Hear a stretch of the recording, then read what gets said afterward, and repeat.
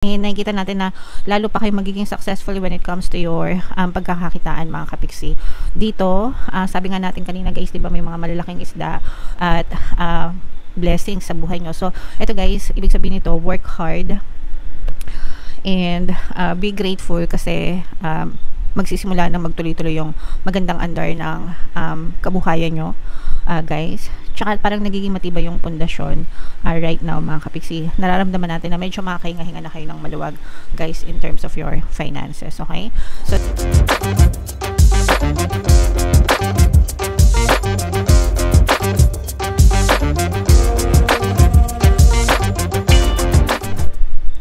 hello guys, hello Capricorn, welcome back to Pinoy Pixie Tarot. Ang pamagat ng episode natin for tonight is Full Moon Kapalaran para ngayong April to May para sa Capricorn, Sun, Moon, Rising, Sign, and Venus. Yung full moon guys ngayong April ay sa April 12 mga kapiksi, and yung next na full moon naman ay sa May 12 guys. So ang reading na to ay para sa period na yan, and ang pamagat ng ating full moon ngayon guys ay pink moon, no? So yeah, unahin natin tong deck na to. Tingnan na, ito yung moon message para sa inyo guys. Walk through your fears, no? Pagdabanan nyo yung inyong mga takot mga kapiksi, overcome nyo, face it. Pagdating sa mga fears and doubts guys, ang favorite kong sinishare is yung sinulat dun sa novel na Dune. Movie na rin yun mga kapiksi. So sabi ng author doon, I must not fear. Fear is the mind killer. It's a little death that brings obliteration. So yung takot, in layman's term mga kapiksi, yung takot yun yung pumapatay sa mga pangarap natin sa buhay. So kung ayaw natin mamatay yung mga pangarap natin sa buhay mga kapiksi, wag natin i-entertain or wag tayong mag-entertain sa buhay natin guys ng kahit anong takot, duda. Fear is a state of mind. Likewise, yung kabaligtaran ng fear ay faith, no? Pananampalataya. So if you have faith, you can overcome your fears mga kapiksi. So just have to focus on faith guys, okay? Attune to the moon guys, have some sexy time, okay? So sexy time, hindi lang yun sexy sa hubog ng katawan mga kapiksi, but alam nyo yan, sa mindset nyo, ibig sabihin, be confident guys. If of course, if you can work on your body mga kapiksi, that will be good as well. Hindi lang para maganda yung tingin sa'yo ng ibang tao, but also for yourself, no? So that you have to feel good. When you feel good mga kapiksi, when you look good, you feel good. When you feel good, you feel positive. And when you feel positive mga kapiksi, maganda din yung alam mo yon, yung outlook mo sa buhay, yung pakiramdam mo, and mabilis magmamanifest yung mga bagay na desire mo. So it's very important that we take care of ourselves mga kapiksi, okay? Additional meanings for this card guys, time to let go of a grudge you're holding.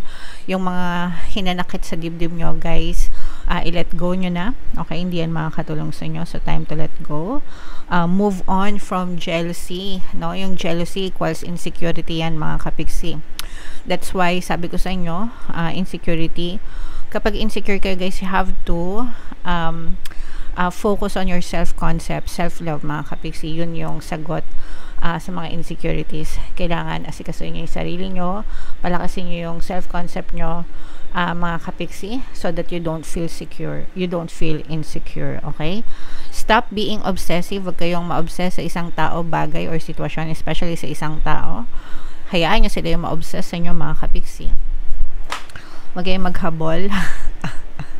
Okay? Could it be you're being paranoid? Baka napaparanoid ka, no? Kapiksi sa isang, again, tao, bagay, sitwasyon. So, wag ganon guys, no? You should focus your energy on yourself, and for some of you guys, this is the best time to make an investment mga kapiksi, okay? Alright, so yeah, comment down below if naka-resonate kayo dito sa message na to guys. So shuffle natin tong cards, ayusin natin. So, shuffle natin tong cards guys. Hanapin natin yung energy nyo ngayong full moon. Habang sinashuffle ko to, panoorin nyo muna yung video natin regarding sa ating paano mag-manifest ng abundance video course. Kapiksi, sawa ka na ba sa mga struggles at hirap sa buhay mo? Masipag ka ba at masikap sa buhay ngunit hindi ka pa rin umaasenso? Ilang beses ka na bang nag-attempt mag-negosyo at mag-invest pero palagi ka pa rin nalulugi? Sa pagkakataon na ito ay maaaring may subconscious beliefs ka na nagiging balakid sa iyong pag-unlad at pagyaman. Introducing, paano mag-manifest ng abundance video course. Dito ay matututunan mong ma-overcome ang mga balakid mo para tuluyan ka ng umunlad, umasenso, sumagana, maging matagumpay, successful at maswerte sa iyong kabuhayan, pera, trabaho, negosyo, salapi at kaperahan ng bonggang-bongga. Dali, mag-send na ng email sa pinoypixie@gmail.com at simulan na ang iyong pagyaman ngayon. Alright, so sa lahat ng gusto mag-avail ng course guys, naka-flash sa screen nyo. Una, meron tayong paano mag-manifest ng abundance video course. Pangalawa, meron din tayong paano mawala ang third party at magkaroon ng harmonious na relationship. And meron din tayong bagong course guys, paano pabalikin si ex, revise breakup. So sa mga interesado, mag-send lang kayo guys ng email sa pinoypixie@gmail.com.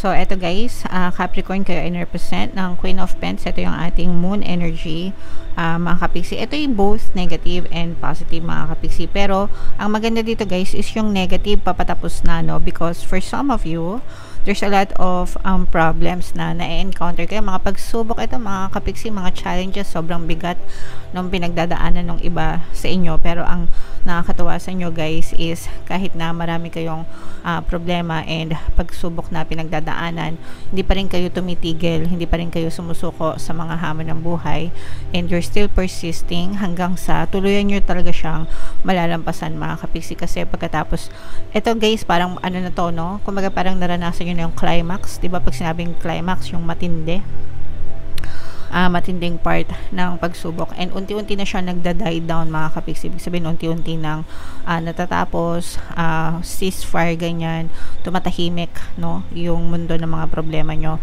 kasi hindi kayo sumusuko, no. Talaga nakita natin dito na palaban yung energy nyo guys, okay? And pagkatapos nitong mga pagsubok nito guys, malalaking isda yung nag-aantay sa inyo, malalaking biyaya ito, mga kapiksi. These are big blessings, huge blessings na nakaantabay para sa inyo. So, mag-persist lang guys. Huwag kayong magsuko or huwag kayong sumuko sa mga hamon ng buhay.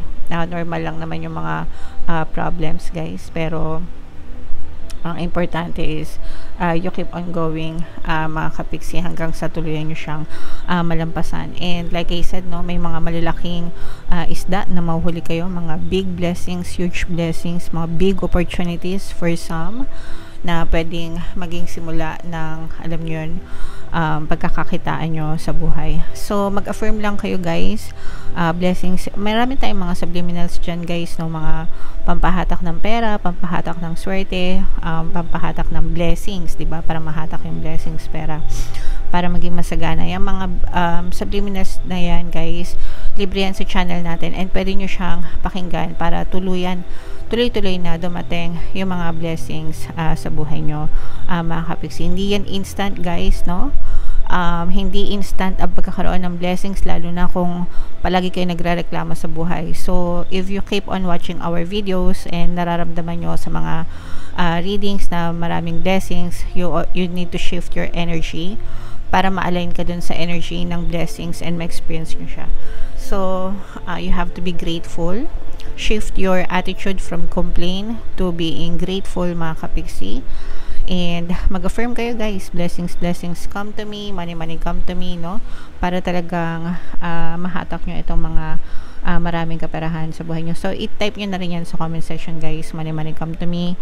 Palagi ako may pera, palagi ako nagkakapera. I'm so blessed, palagi akong blessed, yan. And aside from those, mga kapiksi, nakikita rin natin na for some, pwedeng this might be a no opportunity in love mga kapiksi. O kaya naman, kung kayo ay meron ng partner or specific person, nararamdaman natin yung pagiging mainit ng inyong relasyon, ng inyong pagsasama ng inyong person. Sa mga bago pa lang na magjowa guys, nararamdaman din natin na parang unti-unting mas nagiging intimate, mas nagiging mainit yung pagmamahal nyo, yung relationship nyo sa isa't isa mga kapiksi. So alagaan nyo tong relasyon na to guys para maging pang forever siya. Okay, meron tayong mga relationship subliminal sa channel natin na pwede nyo pakinggan, especially guys yung pampabalisa at ang pampamis. I-combo nyo lang yung dalawang yun araw-araw, nako, sigurado mababaliw sa inyo yung person nyo mga kapiksi. So yan, i-mind nyo itong mga blessings na to, itong malalaking isda na to, itong harmonious na relationship na to mga kapiksi sa comment section. Meron tayong presence dito ng water sign, Cancer, Pisces, Scorpio, earth signs, Capricorn, Taurus, Virgo. For some of you, maaring meron kayong mga ganyan sa inyong natal chart, or you may be dealing with another person, no? Ito guys, mag-ingat kayo. This is the energy of deception and toxicities mga kapigsi. Maaari kayo magkaroon ng conflict with another person, or conflict at saka baka maloko kayo ng isang tao mga kapigsi. Maaari may kinalaman ito sa pera guys, and conflict. So mag-ingat kayo sa pagpapautang mga kapigsi, pagpapaluwal, pagpapahiram ng pera. Iba kasi yung utang versus sa tulong guys. Diba pag tumulong kayo, ibibigay niyo yung pera without expecting na babalik siya. Pero pag nagpautang kayo, syempre hiram yun, ina-expect nyo na babalik sa inyo. So there's a big difference mga kapigsi. Kaya dapat alam nyo kung tulong ba yung binibigay nyo or pautang, no? Kasi kapag pautang, may karapatan kayong kunin yun pabalik, but sometimes nagkakaroon ng conflict kapag hindi maibalik sa inyo, no? So doon maaari magkaroon ng conflict and magkasira yung relationship nyo mga kapigsi. So mag-ingat na lang kayo guys, okay? And nakikita natin na lalo pa kayo magiging successful when it comes to your pagkakakitaan mga kapigsi. Dito, sabi nga natin kanina guys, diba may mga malalaking isda at blessings sa buhay nyo. So ito guys, ibig sabihin nito, work hard and be grateful kasi magsisimula na magtuloy-tuloy yung magandang andar ng kabuhayan nyo guys. Tsaka parang nagiging matibay yung pundasyon right now mga kapigsi. Nararamdaman natin na medyo makakahinga-hinga na kayo ng maluwag guys in terms of your finances, okay? So this is something that you should be grateful for guys. Ito i-mind nyo yan. Magandang takbo ng pera, progress, magandang progress sa pera, tagumpay, blessings, yan, i-mind nyo yan guys sa comment section, okay? So lahat ng magaganda guys, i-mind nyo na. Bunot lang tayo ng isang card pa dito guys para sa inyong additional message, no? My outer experiences are a reflection of my internal condition, which is very true mga kapigsi. Palagi ko nga kayong sinasabihan na kung gusto nyo magbago yung buhay nyo, yung experience nyo sa physical reality nyo, ibig sabihin ng physical reality sa buhay nyo mga kapigsi, no? You have to change your inner world first. Yung inner world nyo, yun yung internal condition nyo, what is going on in your head, ano yung mga pinaniniwalaan nyo, ano yung iniisip nyo, ano yung nararamdaman nyo, ano yung vibration nyo deep inside mga kapigsi. Yung dominant energy nun, yun yung napupush out sa inyong physical reality. Ibig sabihin, kapag ka puro nega yung pinaniniwalaan mo, puro mukmok, puro reklamo, puro lungkot, puro sadness, puro iyak, yan din yung ma-experience mo sa physical reality. But internally, if you are peaceful, grateful, nagpapasalamat, feeling blessed, feeling swerte, yun din yung ma-experience mo sa physical reality, okay?